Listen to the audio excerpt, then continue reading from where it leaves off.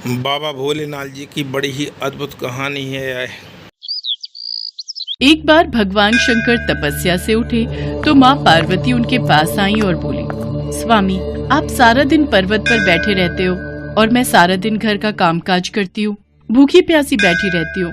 आप कुछ नहीं कमाते हो, मैं क्या खाऊं, क्या बच्चों को खिलाऊं? आपने कभी इस ओर ध्यान भी दिया कि परिवार कैसे चलेगा? माँ पार्वती की बातें भगवान शंकर ध्यान से सुन रहे थे। आप मेरी एक बात मानोगे स्वामी?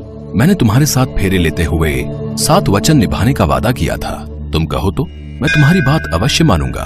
तो फिर ठीक है, एक काम करो, आप वृंदावन चले जाओ। एक आपका अपना नंदी बैल तो है ही, और एक बैल आपका वहाँ कन्हैया से मांग लेना। कन्हैया के खेत हैं, आप वहाँ पर खेती करना और जो फसल उगे उसे ले आना। कुछ तो काम चलेगा। लेकिन एक बात का ध्यान रहे स्वामी, आप वहाँ जाकर कन्हैया से कहना कि आप खेती ऊपर की लोगे और नीचे का हिस्सा कन्हैया को देना। ठीक है देवी पार्वती, मैं अभी नंदी बैल पर बैठकर वृंदावन जाता हूँ। इसके पश्चात भगवान शंकर अपने बैल नंदी पर बैठ गए और कन्हैया जी के पास जाने लगे। रास्ते में नंदी बैल उनसे बोला, प्रभु, हम जा तो रहे हैं, लेकिन ये कन्हैया बहुत चालाक हैं, बहुत तेज हैं। कोई नहीं, जो होगा सो देखा जाएगा। मैंने पार्वती को वचन दिया है कि अब मैं खेती करके ही लौटूंगा।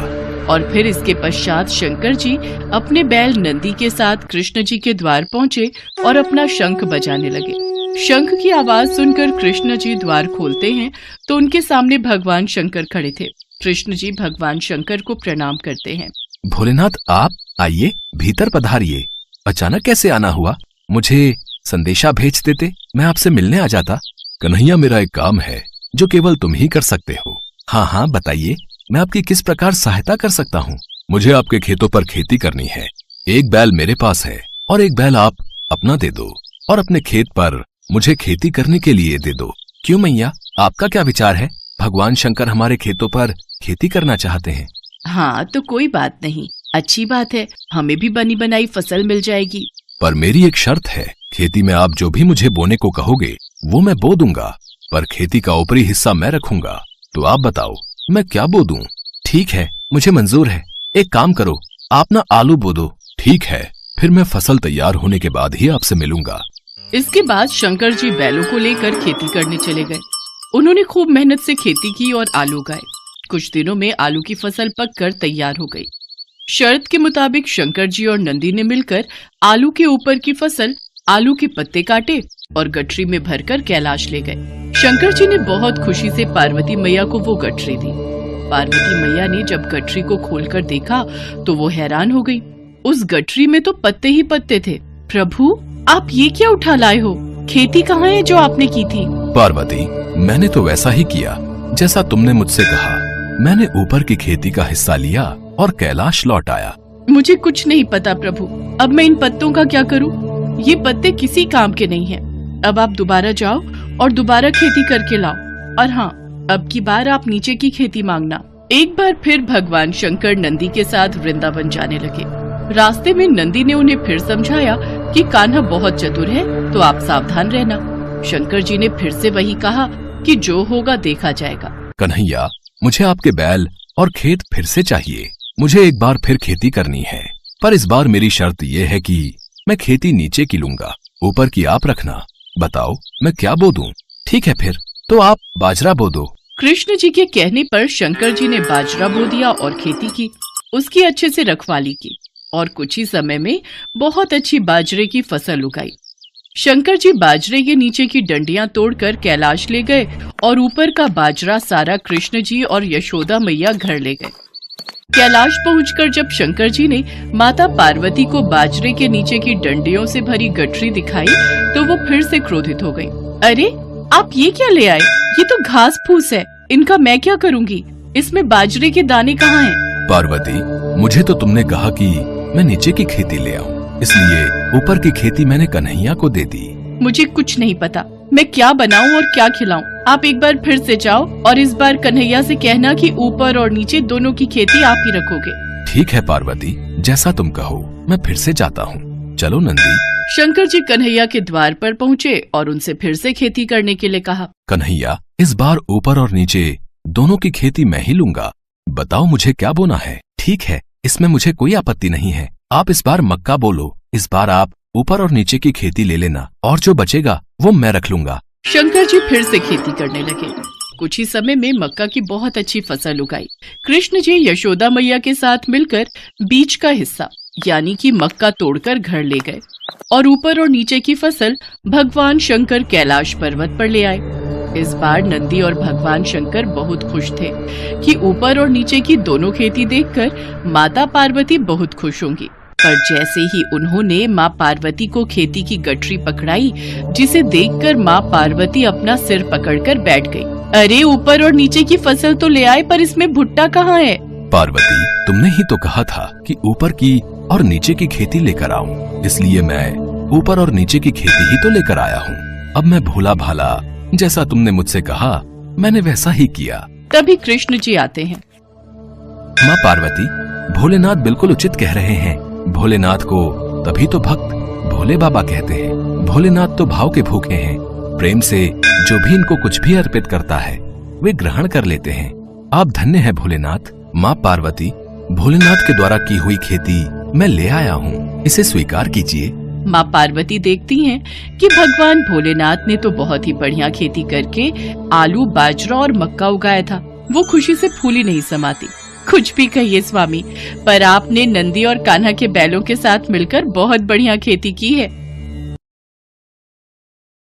भोलापुर गांव में ब्रिजपाल नाम का एक ब्राह्मण रहता था, जो कि बहुत ही आलसी स्वभाव का था। घर में उसकी पत्नी सुनीता और बेटी गुड्डी उसके साथ रहती थी। ब्रिजपाल सारा दिन खाट पर ही पड़ा रहता था। ब्रिजपाल दिन भर में बस एक ही काम करता था और वो था भगवान शंकर की पूजा। वो हर रोज सुबह शाम शंकर भगवान की पूजा करता, उनके नाम की माला जपता, फिर सो जाता। अपने आलस के कारण सारा दिन सोए रहने की वजह से अक्सर ब्रिजपाल और उसकी पत्नी में खटपट होती रहती। अब उठ भी जाओ जी, कितना सोओगे? चलो अब खाना खाकर खेत चले जाओ, फसल काटने का समय हो गया है। और हाँ, वापसी में आते हुए नदी किनारे लगे सरसों का साग तोड़ कर ले आना। घर में बनाने के लिए कोई सब्जी नहीं है। और हाँ, भूलना मत, नहीं तो आज खाना नहीं बनाऊंगी। अपनी बीवी की बातों को नजरअंदाज कर ब्रिजपाल फिर से चादर तानकर सो जाता है। सुनीता गुस्से में लाल पीली हो जाती है। उधर कैलाश में बैठी माँ पार्वती शंकर भगवान से कहती हैं, हे नाथ, ये आपका कैसा भक्त है जो आपकी भक्ति के अलावा और कुछ काम नहीं करता, बस अपने आलसी शरीर के कारण खाट पर ही पड़ा रहता है, कोई कर्म नहीं करता। आपको तो ऐसे भक्त का मार्गदर्शन करना चाहिए। देवी, इसमें इसकी कोई गलती नहीं। ये सारा किया इसके पिछले जन्म का है। तब ये एक आलसी गधा हुआ करता था जो सारा दिन मेरे मंदिर के बाहर लेटा रहता था। मंदिर में जब भी मेरे नाम का उच्चारण भक्तगण करते तो उसका स्रोत उसके कानों में गूंजता और उसे नींद में भी मेरा ही नाम सुनाई देता। फिर एक रोज श्रवण मास में ये चल बसा और फिर अगले चारों में इसने मनुष्य रूप में जन्म लिया। लेकिन इसके पिछले जन्म के आलसी स्वभाव ने इसका पीछा नहीं छोड़ा। जब सही समय आएगा तब मैं इसे ज्ञान दूंगा। हे भगवान, क्या करूं मैं इस आदमी का? ये तो फिर से लेट गए। कब से कह रही हूँ उठ जाओ, खेतों में फसल बड़ी हो गई है। अगर समय रहते उसे नहीं काटा तो उसे जानवर चढ़ जाएंगे या कोई चुरा लेगा। सुन रहे हो ना मैं क्या कह रही हूँ? हे शिव जी, ना जाने इनका आलस कब खत्म होगा। इनके आलस से तो मैं अब तंग आ चुकी हूँ। सुनीता लगातार बड़बड़ाए जा रही थी, लेकिन आलसी ब्राह्मण के सर पर तो जूं तक न रेंगे। वो तो बस चुपचाप अपनी खाट पर लेटा हुआ था। ब्रिजपाल को न उठता देख सुनीता गुस्से में आ जाती है और बाहर आंगन में रखी पानी की बाल्टी उठाकर लाती है और ब्रिजपाल के ऊपर गिरा देती है। ब्रिजपाल पूरा भीग जाता है और वो गुस्से में उठकर उससे लड़ने लगता है। काफी देर तक दोनों में खूब कहासुनी होती है। फिर वो गुस्से में घर से निकलकर शंकर भगवान के मंदिर में चला जाता है और वहां पहुंचकर शंकर जी से कहता है, हे शंकर भगवान, अपनी पत्नी की रोज रोज की झिकझिक से मैं तंग आ चुका हूं। अगर मेरी भक्ति ने आपको प्रसन्न किया है तो मुझे आप दर्शन दीजिए प्रभु। इतना कहते ही वो जोर जोर से रोने लगता है। अपने प्रति उसका प्यार और श्रद्धा देखकर शंकर भगवान उसको दर्शन देते हैं और कहते हैं, ब्रिजपाल, तुम्हारी भक्ति ने मुझे प्रसन्न किया है। तुम सचमुच मेरे परम भक्त हो। कहो, तुम्हें मुझसे क्या वरदान चाहिए? हे प्रभु, मुझे ऐसी कोई चीज दीजिए जो मेरी हर बात माने और मेरा सारा काम कर दे। ये लो, मेरा ये छोटा त्रिशूल। तुम इस त्रिशूल को जहां भी रखोगे वो अपना काम खुद ही करने लग जाएगा और काम पूरा होने के बाद ही रुकेगा।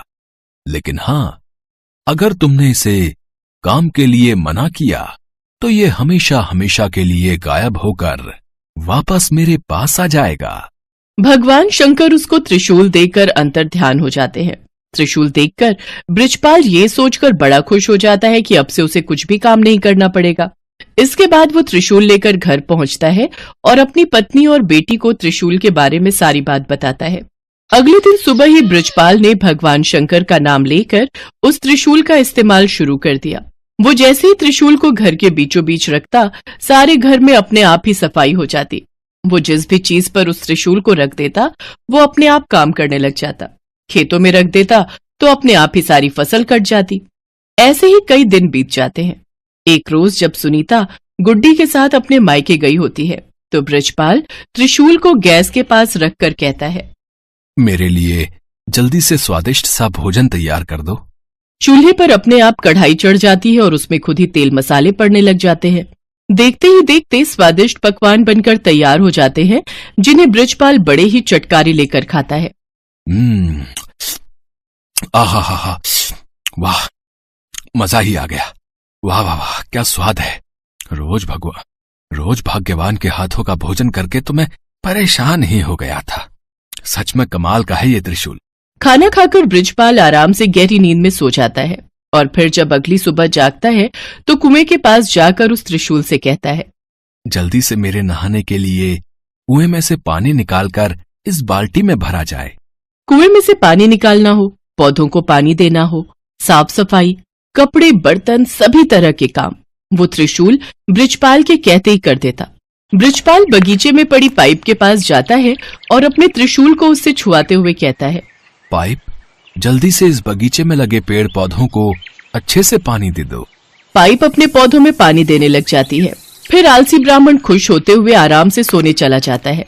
लेकिन सोने के कुछ देर बाद ही लाइट चली जाती है। फिर वो अपने त्रिशूल को हथपंखा पर रखते हुए कहता है, हे हाथ पंखे, जब तक लाइट नहीं आ जाती तुम मुझे इस पंखे से हवा करो। उसके ये कहते ही हथपंखा उसे हवा करने लगता है। कुछ देर बाद जैसे ही लाइट आती है तो वो हथपंखा बंद हो जाता है। एक दिन बृजपाल को बड़ी तेज भूख लग रही होती है। उसने खाली थाली अपने सामने रखी और जमीन पर बैठ गया। फिर त्रिशूल को थाली पर लगाकर कहने लगा, अब इसमें से जल्दी जल्दी स्वादिष्ट पकवान निकल कर आते जाए।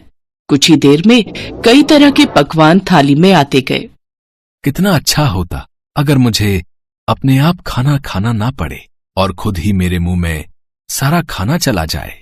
ऐसा कहकर उसने त्रिशूल को अपनी प्लेट पर लगाया और कहने लगा, अच्छे अच्छे पकवान जल्दी से मेरे मुंह में आ जाएं। उसके ऐसा कहते ही थाली में से तरह तरह के पकवान निकलकर उसके मुंह में जाने लगे और वो बड़े ही चटकारे लेकर उनको खाने लगा। पर ये मजा कुछ देर तक का ही था। कुछ ही देर में उसका पेट भर गया और वो खा नहीं पा रहा था। लेकिन पकवान थे जो कि उसके मुंह में लगातार जाते ही जा रहे थे। उसका पेट और मन पूरी तरह भर चुका था।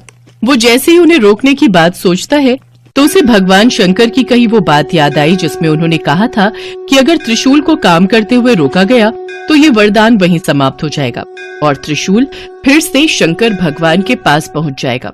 तभी वहां सुनीता गुड्डी के साथ अपने मायके से लौटकर पहुंच जाती है। वो दोनों ये सब देखकर हैरान रह जाती हैं। सुनिए जी, देखिए तो आपका पेट कितना फूलता जा रहा है। जल्दी से इस त्रिशूल को रुकने के लिए कहिए। बृजपाल शंकर भगवान के दिए वरदान को खोना नहीं चाहता था, लेकिन फिर भी वो थक हार कर कह ही देता है, रुक जाओ। उसके इतना कहते ही खाना रुक जाता है, लेकिन साथ ही वो त्रिशूल भी वहां से गायब हो जाता है। त्रिशूल को गंवाकर वो बड़ा ही दुखी हुआ, लेकिन अब वो कुछ भी नहीं कर सकता था। शंकर भगवान के दिए वरदान को अब वो खो चुका था। अभी तक बृजपाल ने जितने भी काम त्रिशूल को दिए थे वो सब कब रोकने हैं ये उसने साथ में ही बता दिया था, लेकिन खाना खाते हुए कब रुकना है ये कहना वो भूल गया था, जिस कारण खाना बिना रुके ही उसके मुंह में आता ही जा रहा था। सारी बात समझने के बाद बृजपाल कहने लगा, हे महादेव, मैं समझ गया। ये वरदान आपने मुझे सबक सिखाने के लिए दिया था। सचमुच में मैं कितना मूर्ख था। जो हर छोटे छोटे काम के लिए भी आलस दिखाता था। और अब मुझे सीख मिल चुकी है कि छोटे छोटे काम के लिए किसी दूसरे पर निर्भर रहने से कितनी बड़ी मुसीबत आ सकती है। उस दिन के बाद से बृजपाल ने हमेशा हमेशा के लिए आलस त्याग दिया और हर रोज खेत जाने लगा। अपने सभी काम खुद करने लगा और दिन में 2 बार भगवान शंकर की पूजा भी करता। अब उसका जीवन पूरी तरह से सफल हो गया। ऐसी ही रोचक कहानियों के लिए हमारे चैनल को लाइक करें, सब्सक्राइब करें, बेल आइकन का बटन दबाएं, जिससे आगे आने वाली कहानी आपको प्राप्त हो सके।